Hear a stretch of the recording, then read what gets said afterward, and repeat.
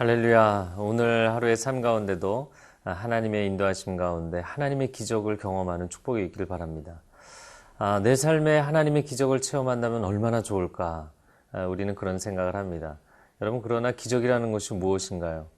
내 힘으로 도저히 해결할 수 없는 결핍의 상황, 또 고난의 상황, 그런 상황이 전제될 때 거기서 우리를 건져주실 때 기적을 체험하는 것이죠.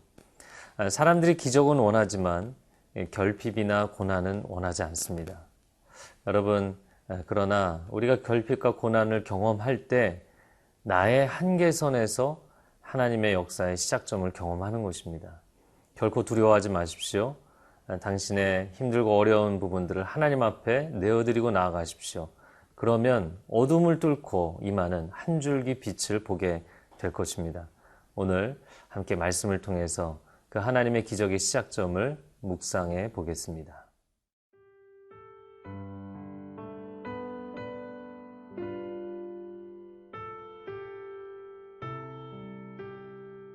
룻기 2장 17절에서 23절 말씀입니다. 룻이 밭에서 저녁까지 줍고 그 주운 것을 떠니 보리가 한 에바쯤 되는지라. 그것을 가지고 성읍에 들어가서 시어머니에게 그 주운 것을 보이고 그가 배불리 먹고 남긴 것을 내어 시어머니에게 드리매 시어머니가 그에게 이르되 오늘 어디서 주었느냐 어디서 일을 하였느냐 너를 돌본 자에게 복이 있기를 원하노라 하니 룻이 누구에게서 일했는지를 시어머니에게 알게 하여 이르되 오늘 일하게 한 사람의 이름은 보아스니이다 하는지라.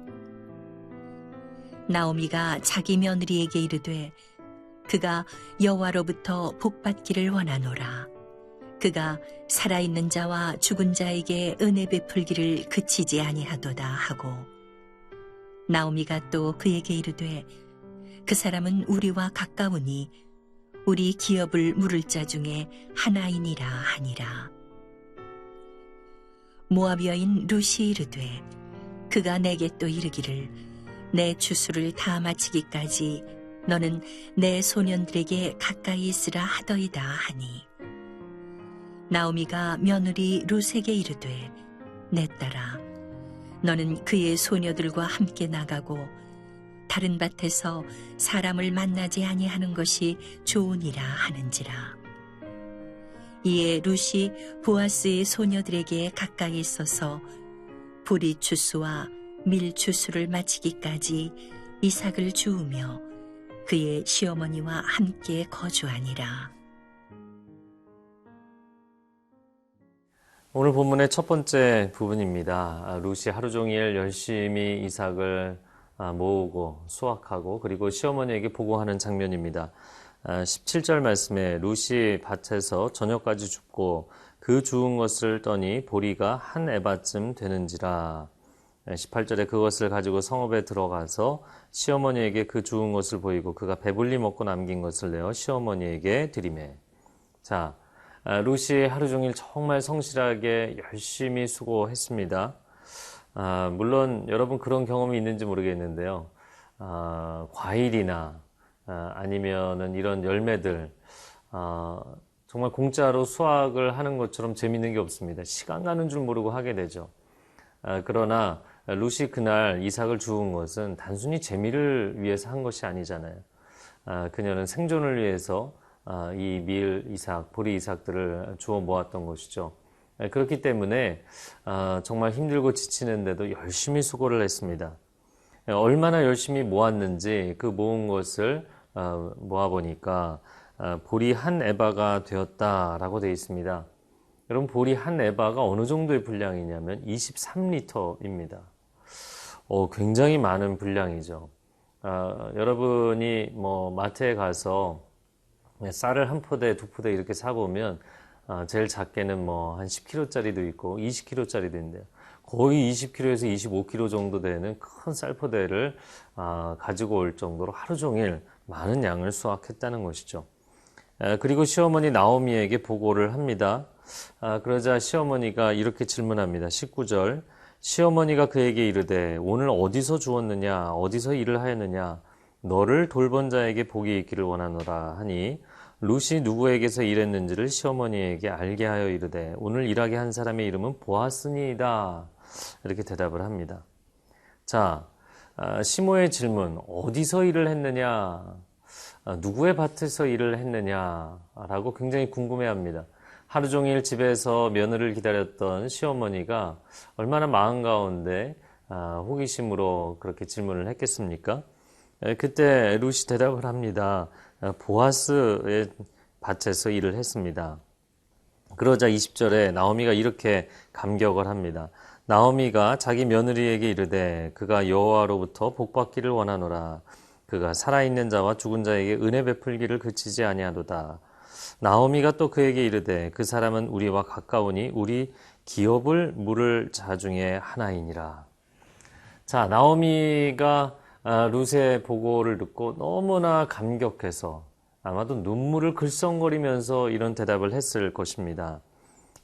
첫 번째는 왜 그렇게 감격을 했을까 생각해보면 차마 자신의 힘들고 누추한 상황을 아는 사람들이 많이 있기는 하지만 친족들도 있지만 누구에게 가서 얘기하지를 못했던 것이죠. 여러분, 내가 경제적으로 여유가 있을 때는 다른 사람들에게 돈 꾸는 거 그렇게 어려운 일 아닙니다. 그런데 정작 내가 정말 찢어질 듯이 가난하게 되고 너무나 경제적으로 바닥에 떨어지게 되면 누구에게 찾아가서 손을 벌리고 도와달라고 얘기하는 게 그렇게 자기 자신이 비참해지고 야, 난 도저히 이런 이야기는 못하겠다. 이런 마음 상태가 되는 것이죠. 그래서 차마 누구에게도 이야기하지 못했는데 야, 정말 하나님의 놀라운 인도하심으로 보아스, 우리 친족의 밭에 가서 너가 추수를 하게 되었구나. 이렇게 감격했던 것이죠. 그리고 두 번째는 보아스에 대한 감동이었습니다. 예전에는 내 남편과 두 아들에게 선대하더니 이제는 나와 내 며느리를 선대하는구나. 그리고 세 번째 이 나오미가 또 감동했던 것은 아주 작은 희망의 빗줄기를 보았기 때문이죠. 왜냐하면 보아스는 우리 가정의 기업 물을 차 중에 하나다. 가장 가까운 친족은 아니었지만 우리 기업이 가난해서 땅을 잃게 되면 그 땅을 다시 되사서 돌려줄 책임이 있는 사람, 그리고 후손을 잊지 못할 경우에 후손을 이어줄 책임이 있는 사람, 그런 기업 물을 자에 이 보아스가 해당된다고 이야기를 한 것입니다. 여러분, 우리 인생 가운데 정말 나는 골방에서 아무것도 할 수 없어서 가만히 주저앉아 있는 것 같지만 하나님은 끊임없이 희망의 햇살을 비춰주신다는 것을 잊지 마십시오. 집안에서 내 인생의 진도가 진척돼야 되는데 잘 진척이 안 되고 직장을 구하는 것도 결혼의 문제도 또 학업의 문제도 진척이 안 돼서 여러분 가운데 고민하는 분들 계십니까? 하나님의 희망의 빗줄기가 그곳에 임하게 되기를 주님의 이름으로 축복합니다.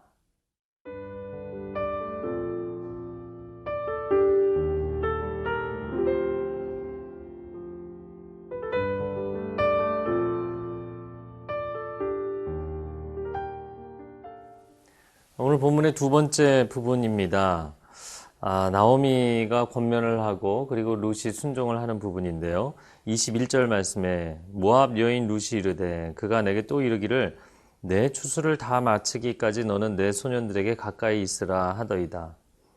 룻이 시어머니에게 또 다른 보고를 합니다. 그것은 무엇이냐면 오늘 하루만 은혜를 베푼 것이 아니라 이 추수하는 기간이 다 끝날 때까지 이 밭에 머물러 있으라고 이야기를 들었다는 것입니다. 사실 룻기의 주요 인물들만 등장을 해서 그렇지 그 주변에 왜 다른 친족들이 없겠습니까? 또 나오미의 인간관계를 생각해 보면 이곳 베들레헴이 고향이고 또 10여 년 만에 돌아왔는데도 동네 사람들이 다 알아볼 정도로 잘 알려진 인물이었던 것이죠. 그렇다면 찾아가서 자기 사정을 이야기하고 부탁했을 때 이스라엘 사람들은 그 지역 공동체 또 친족들을 돌봐야 될 그런 신앙적인 책임과 의무가 있었기 때문에 나오미를 도와줄 사람들이 그 주변에 없었을 것이라고 생각이 되지 않습니다. 자, 그런데 룻이 이렇게 보고를 했을 때 나오미가 어떻게 반응을 했는가? 22절 말씀에 보면 나오미가 며느리 룻에게 이르되 내 딸아 너는 그의 소녀들과 함께 나가고 다른 밭에서 사람을 만나지 아니하는 것이 좋으니라.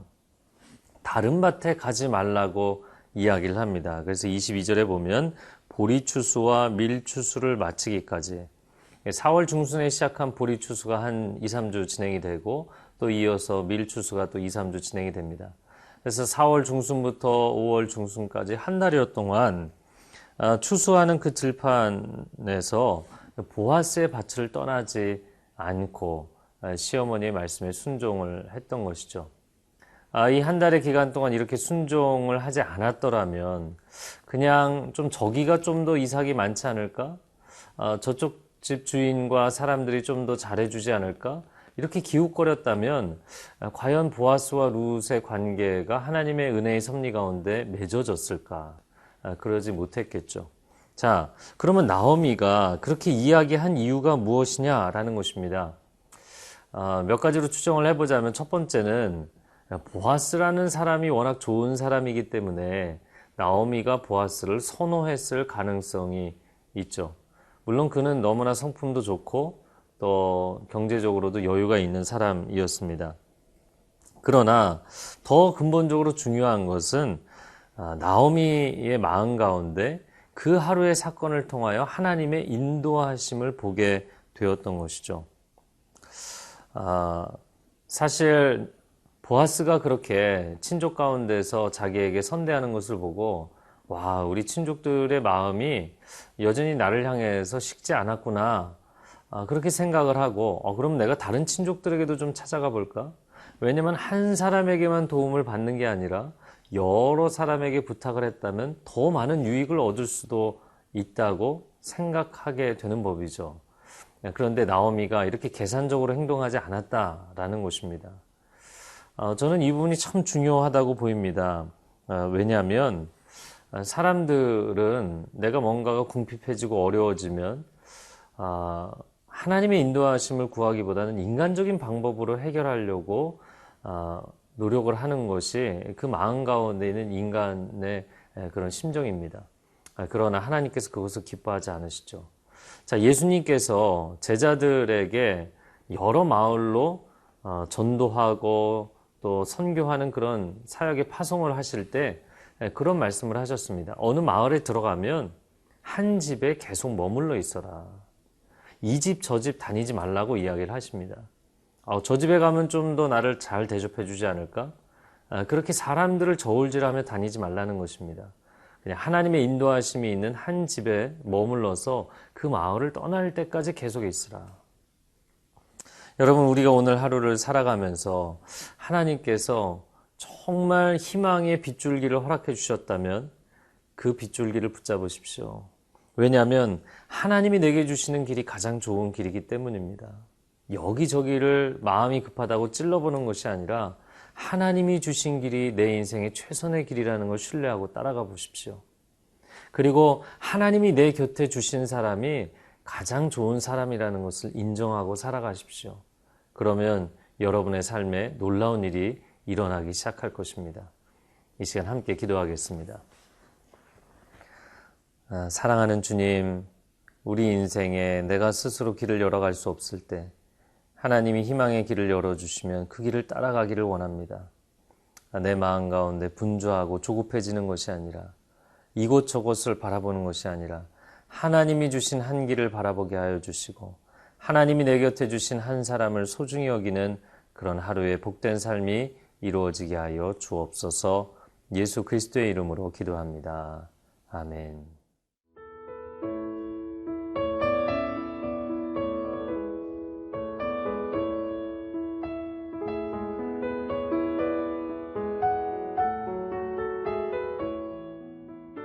이 프로그램은 시청자 여러분의 소중한 후원으로 제작됩니다.